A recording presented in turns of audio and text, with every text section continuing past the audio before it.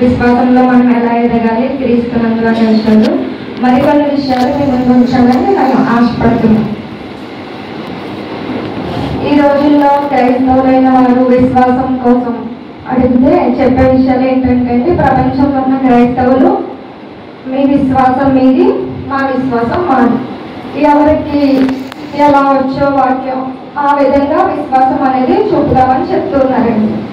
మరి అదే విశ్వాసం కోసం బైబిల్ ఏం చెప్తుందని మనం చూసినట్లయితే ఎఫెసీ 4:5 ఒకసారి చూడండి. ఎఫెసీ 4:5 ప్రభు ఒక్కడే, విశ్వాసం ఒక్కటే. బాగుందండి. ఇక్కడ ఏం చెప్తున్నారండి? విశ్వాసం ఏంటండి? ఒక్కటే. మరి ఇప్పుడున్న క్రైస్తవులు ఏంటండి? విశ్వాసం మీ విశ్వాసం మీది, మా విశ్వాసం మాది అంటున్నారంటే వాళ్ళకి బైబిల్ అర్థం కాలేదా, లేదా దేవుడు చెప్పిన మాటని వాళ్ళు ఆలోచించలేదా అనేది మనం ఒకసారి చూడాలండి. దేవుడు ఏం చెప్తున్నాడండి? విశ్వాసం అనేది ఒక్కటే అని చెప్తున్నాడు. మరి ఈ ఒక్కటిగా ఉన్న విశ్వాసం అందరిలోనే ఒకేలా ఉండాలంటే మరి ఆ విశ్వాసం కోసం మనం ఏం చేయాలండి? అసలు విశ్వాసం క్రైస్తవులు అనే వారికి రావాలంటే ఏం చేయాలని చెప్పినట్లయితే చూసినట్లయితే రోమ 10:17 ఒకసారి చూద్దామండి. కాగా వినుట వలన విశ్వాసం కలుగును. దేని వల్ల కలుగుతుందంటే వినుట వలన విశ్వాసం కలుగును. వినుట క్రీస్తును కూర్చిన మాట ద్వారా కలుగును. మన ఒక్కటిగా ఉన్న విశ్వాసం అనేది దేని వల్ల కలుగుతుందంటే వినుట వల్ల. అది కూడా ఏది పడితే అది వినడం వల్ల రాస్తుందండి. క్రీస్తును కూర్చిన మాట దేని వల్ల కలుగుతుందండి? క్రీస్తును కూర్చిన మాట వల్ల కలుగుతుందండి.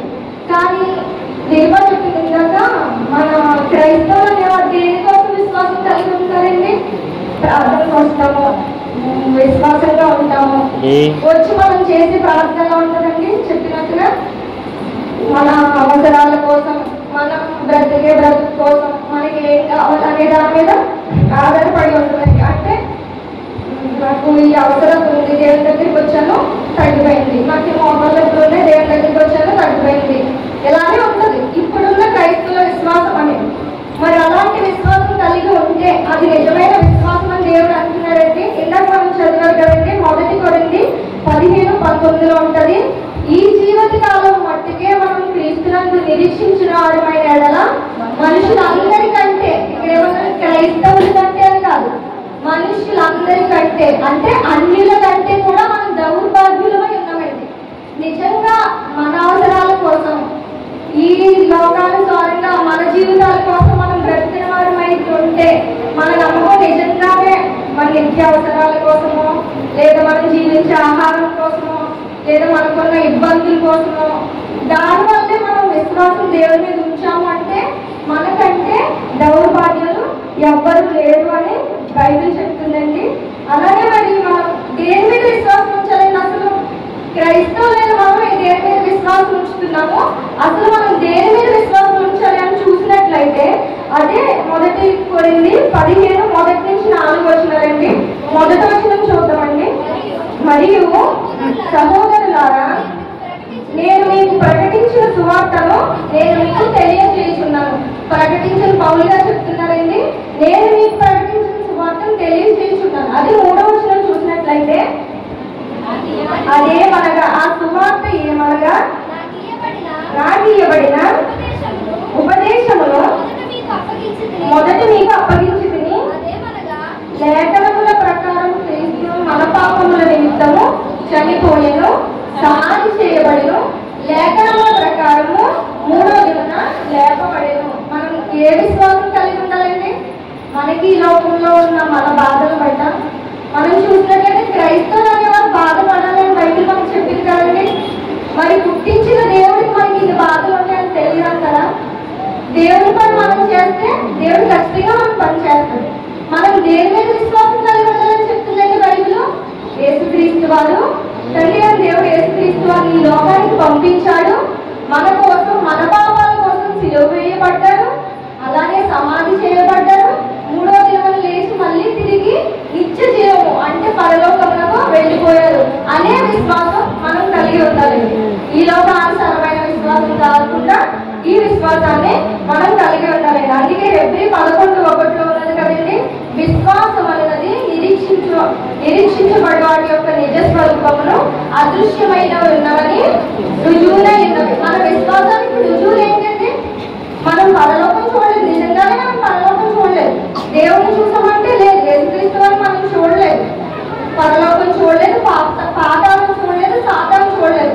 కానీ మనం నమ్ముతాం కదండి, అదే నిజమైన క్రైస్తవ విశ్వాసం అంటే అదేనండి. దేనికి రుజువు? మన విశ్వాసమే, నిరీక్షణే అసలైన విశ్వాసానికి రుజువు అనే విషయాన్ని ఇక్కడ చెప్తున్నారండి. సపోజ్ మనం చూసినట్లయితే ఇప్పుడు మన నిరీక్షణలు ఎలా ఉంటాయంటే, ఇప్పుడు మనకి ఎంతో కాలం తర్వాత ఏదో ఊరి నుంచో లేదా అమెరికా నుంచి మన వాళ్ళు ఎవరైనా వచ్చారు, వస్తున్నామో చెప్పిన దగ్గర నుంచి మనం ఎంత ప్రిపేర్డ్గా ఉంటాం కదండి అన్నిటికీ కూడా.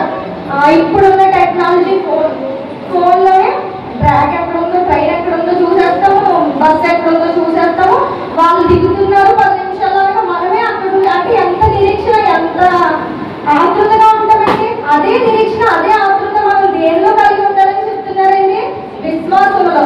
ఏ రకమైన విశ్వాసం అయితే అది క్రీస్తు మన కోసం ఎలాగైతే ఈ లోకానికి వచ్చి శ్రమపడి క్రైస్తవులుగా మనల్ని మార్చి పరలోకం దేవుని దగ్గరికి వెళ్ళారో అలాంటి విశ్వాసం మనం కలిగి ఉండాలి. అదే విశ్వాసం మనం కూడా కలిగి ఉండాలి. అంటే మేము కూడా దేవుని కోసం పని చేయాలి. దేవుడు మనకి ఇచ్చిన పని చేసి మనము కూడా అలానే సమాధి చేయబడతాము, అలాగే తండ్రి లోకానికి వెళ్ళిపోవడము అనే విశ్వాసం కలిగి ఉండాలండి. అలా నిరీక్షించిన వారు విశ్వాస వీరులుగా ఎంతో మంది బైబిల్లో రాయబడి ఉన్నారండి. అందులో కొందరిని మనం ఈ రోజు గుర్తు చేసుకున్నట్లయితే హెబ్రీ 11:9-10 చూద్దామంటే ఒకసారి. హెబ్రీ 11 ఒకసారి ఇంటికి చదివాను. ఇందులో ఏమని ఉంటారంటే, మన పితరులైన అబ్రహాము గారు, ఇస్సాకు గారు, యాకోబు గారు భూమి మీద ఉన్నప్పుడే చనిపోయి పరదేశంలోకి వెళ్ళి వారు పునాదులు గల పట్టణం కొరకు ఎదురు చూచుచుండేనని ఉంటుందండి. ఏంటంటే విశ్వాసంతో ఎదురు చూచున్నారు. ఎక్కడున్నారండి? అబ్రహాము, ఇస్సాకు, యాకోబు గారు ఎక్కడున్నారండి? ఇంకా ఎదురు చూస్తారు, స్టిల్ ఇంకా ఎదురు చూస్తున్నారు. ఎక్కడుంది? పరదేశం నుండి పరలోకం చూస్తూ ఇంకా దేవుడు వస్తాడని ఎదురు చూస్తున్నారు అనే విషయాన్ని మనం అది కదండి నిజమైన విశ్వాసం, నిజమైన నిరీక్షణ. ఇప్పుడు ఏంటంటే క్రైస్తవులు నేను అనుకుంటున్నాను 7 వారాలు ప్రార్థన పెట్టించుకుంటాను, జరిగితే దేవుడు నాకు మంచి కార్యం చేశాడు, లేదంటే దేవుడు నాకు మంచి కార్యాలు చేయలేదు, నేను దేవుడి గుడికి రాను అని దేవుడి మీద కోపించగల ఉన్నామండి. మరి చనిపోయి అంత శ్రమపడి అబ్రహాము గారు అంత చేసి ఇంకా ఎదురు చూస్తున్నారంటే అది ఎంతటి విశ్వాసం, ఎంతటి నిరీక్షణ అండి. నిజంగా అలాంటి విశ్వాసం కలిగి ఈ రోజు మనం ఉన్నారంటారా? అదేవిధంగా అదే హెబ్రీ 11:24-27 మనం చూసినట్లయితే మోషే గారి జీవితం కోసం ఉంటుందండి. మోషే గారు ఎంత ఐగుప్తు దేశానికి రాజండి, అంతటి రాజండి, ఎంత ఐశ్వర్యం కలుగుతారు, అదంతటిని కూడా ఆయన భోగ భాగ్యాన్ని కూడా ఏమన్నా పాప భోగాలు అంటారండి. ఇది అల్పకాలం, ఇలాంటి భోగాలు నాకు వద్దు అని చెప్తున్నారండి. కానీ వాళ్ళు పెంట కుప్ప వాళ్ళు వదిలేసిన దాని కోసం మనం ఈ రోజు దేవుని విశ్వాసం ఉంచుతున్నాం. దేవా నాకు ఇల్లు ఇవ్వండి, లేదా నాకు ఒక ఆస్తి ఇవ్వండి, అంతస్తులు ఇవ్వండి, దానికోసం మనం విశ్వాసం కలిగి ఉంటామండి. వాళ్ళు ఆ రోజున పెద్ద గొప్పగా వదిలేశారండి. అల్పకాలం పాపభోగం ఇదంతా. ఈ పాపభోగాన్ని అనుభవించిన కంటే దేవుని పిల్లలుగా శ్రమ పడితే నాకు ఎంతో మేలని చెప్తున్నారండి. అంతటి విశ్వాసం కలిగిన ఎంతో మంది ఉన్నారండి. కానీ మన విశ్వాసం ఎంతవరకు అంతవరకే, అంటే మన అవసరాల వరకే. దేవుడా నాకు మంచి ఆరోగ్యం ఇవ్వండి అని మనం అడుగుతున్నాం, అప్పులు తెచ్చడం. ఇన్ని మనం దేవుడిని నమ్ముకుంటే దేవుడికి అన్నీ తెలియలేదండి. కాకులతో ఆహారం పంపించిన దేవుడు మనం పోషించడంటారా? ఖచ్చితంగా పోషిస్తాడు. మనం దేవుడు ఎలాంటి నిజమైన విశ్వాసం కలిగి ఉంటే. గలతీ 3:26-27 మనం చూసినట్లయితే ఒకసారి. అయితే విశ్వాసము వెల్లడి అయిన కనుక ఇక బాల శిక్షకుని క్రింద ఉంది. క్రీస్తునందు మీరందరూ విశ్వాసము వలన దేవుని కుమారులై ఉన్నారు. మనం ఎలా ఉన్నామండి? క్రీస్తునందు అంటే యేసుక్రీస్తు వారు నమ్మి, యేసుక్రీస్తు వారు ఎలా బ్రతికారో దాన్ని మనం విశ్వాసం గల తండ్రి కుమారులై ఉన్నామంటే మనం క్రీస్తులోనికి బాప్తిజం పొంది మీరును క్రైస్తవులంటే క్రీస్తును ధరించుకొని ఉన్నాము. దేనివల్ల అంటే బాప్తిజం పొంది. ఇంత విశ్వాసంతో ఉన్న మనము సాతాను దేవుణ్ణి దూషించిన సాధారణ మనం దూషించడం కదా, దానికోసమే కదండి బాప్తిజం అనే ఒక పరీక్ష మన దగ్గర ఉంది. బాప్తిజం తీసుకున్న మనం ఒక పాపం చేయాలంటే భయపడతాం. ఎందుకు? దేవుడు యేసుక్రీస్తు బాప్తిజం తీసుకున్నారు, సువార్తను ప్రకటించారు కదా. మనం కూడా ఆ బాప్తిజం పొంది మనం కూడా అలానే ఉంటామండి. అదే పేతురు 4:16 ఉంటారండి. ఎవడైనా క్రైస్తవుడు అయినందుకు బాధ అనుభవించాలి. ఖచ్చితంగా దేవుడు చెప్తున్నాడు కదండి బైబిల్లో, క్రైస్తవులుగా పిలువబడిన మనము ఖచ్చితంగా బాధ అనుభవిస్తాం. ఆ బాధల కోసం విశ్వాసం ఉంచుతామా? ఈ అల్పకాలం కోసం లేదా నిత్య జీవం ఉంది కదండి మనకి. ఇదంతా 70 సంవత్సరాల ఆయాసం దుఃఖమే, కానీ దీని తర్వాత మనకి ఎంతో గొప్ప జీవితం ఉండేది. దానికోసం మనం విశ్వాసం ఉంచాలి, ఈ లోకానుసరమైన వాటి కోసం కాదండి. ఫిలిప్పి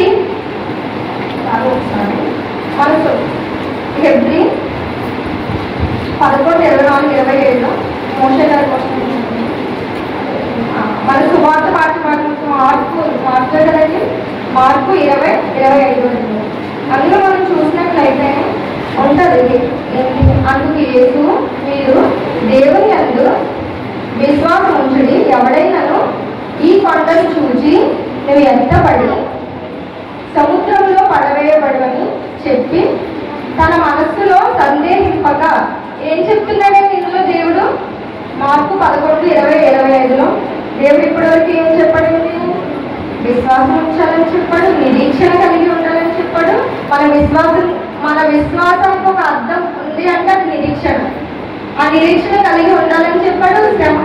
శ్రమ కలుగుతుంది క్రైస్తవులైన వారికి, శ్రమ పడాలి క్రైస్తవులైన వారు చెప్పారు. మరి ఈ మార్పులో ఏంటంటే ఈ కొండను తీసి సముద్రం విశ్వాసంతో ఈ కొండని ఇక్కడ నుంచి చూచి సముద్రం పడవేయమని చెప్తున్నాడండి.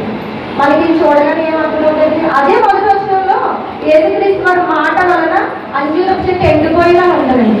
ఇది చదువుని క్రైస్తవులైన మనకు ఒకటే కలుగుతుంది. ఏమని కలుగుతుందండి? కొండ దగ్గరికి వెళ్ళి విశ్వాసంతో ప్రార్థన చేస్తే కొండ వెళ్ళి సముద్రంలో పడిపోతుంది. ఎందుకంటే దేవుడి మాట అంజూరపు చెట్టు ఎండిపోయినప్పుడు అంతే విశ్వాసం కదా కొండ కూడా వెళ్ళి ఎక్కడ పడుతుందని సముద్రంలో పడిపోతుంది. ఇప్పుడు క్రైస్తవ్యం కూడా ఇలానే ఉంది కదండి. మరి ఇంత చెప్తున్న దేవుడు కూడా ఒక మాట చెప్పే ఉన్నాడు. యాకోబు 2:26 చూద్దామంటే ఒకసారి. ప్రాణం లేని శరీరం ఎలాగ కోసమో అలాగే క్రియలు లేని విశ్వాసం ఉంటుంది. అంటే దేవుడు ఏం చెప్తున్నాడండి? విశ్వాసానికి ఏముండాలంటే క్రియలు అంటే పనులే కదండి. క్రియలు అంటే పనులు. అదే యాకోబు 2:17 కూడా ఉంటుందండి. అలాగే విశ్వాసము క్రియ లేనిదైతే అది ఒంటిలా ఉండి మృతమైనదను. అంటే ఇప్పుడు మనం కొండ దగ్గరికి వెళ్ళి దేవాలయ విశ్వాసంతో ప్రార్థన చేస్తున్నాంటే కొండను తీసుకెళ్ళి సముద్రంలో పడేయాలని చెప్పాలా? లేదంటే మనం అక్కడ దేవుడు మనకు ఒక పని అప్పగించాడు అని తీసుకొని మనకు వచ్చిన పనో లేదంటే మనం పని వాళ్ళలో పెట్టుకుని కొండను తవ్వి సముద్రంలో పడేయాలంటారా? మనకి ఇప్పుడున్న విశ్వాసం అయితే మోకాళ్ళు వేసి రాత్రి పగలు ప్రార్థన చేసి కొండ వెళ్ళిపోవాలని కోరుకునే వాళ్ళుగా ఉన్నామండి. కానీ మనం అక్కడ దేవుడు మనకు చెప్పింది ఏంటండి? క్రియలు లేకపోతే నీకు ఎంత విశ్వాసం ఉన్నా మృతమే. ఇప్పుడు చనిపోయిన శవానికి మనిషి బ్రతుకుడానికి ఎంత తేడా? చనిపోయిన శవానికి ఏదైనా ఉంటుందండి, ఏ పనైనా ఏదైనా చేయగలరా? మన విశ్వాసం కూడా అలానే ఉంటుందండి. అది మనం చేయవలసింది ఏంటో తెలుసండి? ఆ కొండ దగ్గరికి వెళ్ళి ప్రార్థన చేయడం కాదండి. ఆ కొండ దగ్గర మనకి నిరీక్షణతో విశ్వాసంతో దేవుడు మనకు అప్పగించాలన్న శక్తితో మన జీవితాంతకాలం కొండలు తీసి సముద్రంలో వేయాలి. అదే విధంగా మన విశ్వాసం కూడా అలానే ఉండాలి. నాకు మోకాలు పిలిచాడు దేవుడు, ఏమి తగ్గించలేదు అన్నట్టుగా కాకుండా నిరీక్షణతో ఈ కొండను ఎలా అయితే తవ్వి సముద్రంలో వేయాలన్న పని ఉందో మనకి అంత పని మన హృదయంలో పెట్టుకొని ఉండాలండి. అలాంటి విశ్వాసము మనం కలిగి ఉండాలండి. ఇప్పుడు మనం ఒకసారి అబ్రహాం గారి విశ్వాసం చెప్పుకున్నట్లయితే అబ్రహాం గారికి దేవుడు ఎంతో కాలం తర్వాత ఇస్సాకు గారిని ఇచ్చారు కదండి. ఇస్సాకు గారిని ఇచ్చిన తర్వాత దేవుడు ఏం చెప్పాడంటే నీవు బలియార్పణ ఏమని చెప్పాడు. నిజంగా మనమైతే ఏమంటా? దేవుడు ప్రభు నీవు ఇచ్చిందా నువ్వే తీసేసుకుంటావా అని అడుగుతుందండి. మామూలుగా మనకి ఎవరైనా ఒక వస్తువు ఇస్తేనే అడుగుతాం. అలాంటిది అబ్రహాం గారు అలా అడిగారండి. ఒకవేళ అలా అడుగుంటే ఈ రోజున బైబిల్లో విశ్వాసం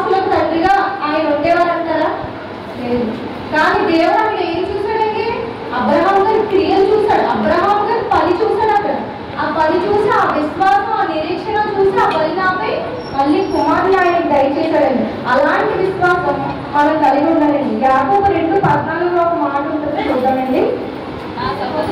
నా సహోదరులారా, క్రియ లేనప్పుడు ఎవరైనాను తనకు విశ్వాసం కలదని చెప్పిన ఎడల ఏమి ప్రయోజనము?